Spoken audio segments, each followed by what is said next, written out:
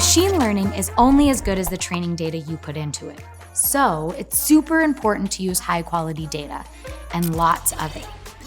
But if data is so important, it's worth asking, where does training data come from?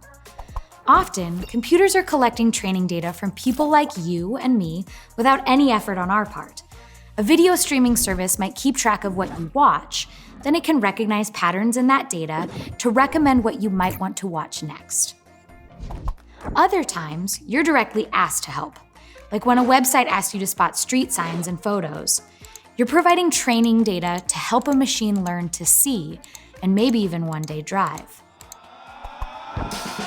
Medical researchers can use medical images as training data to teach computers how to recognize and diagnose diseases.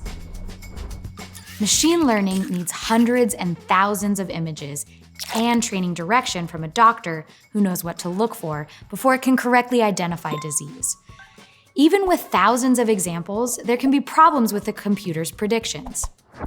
If X-ray data is only collected from men, then the computer's predictions may only work for men. It may not recognize diseases when asked to diagnose the X-ray of a woman. This blind spot in the training data creates something called bias. Biased data favors some things and deprioritizes or excludes others. Depending on how training data is collected, who is doing the collecting, and how the data is fed into the computer, there is a chance that human bias is included in the data. By learning from biased data, the computer may make biased predictions. This can happen whether the people training the computer are aware of it or not. So when you are looking at training data, ask yourself 2 questions. Is this enough data to accurately train a computer?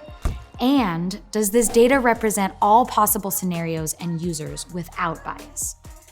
This is where you, as the human trainer, can play a crucial role.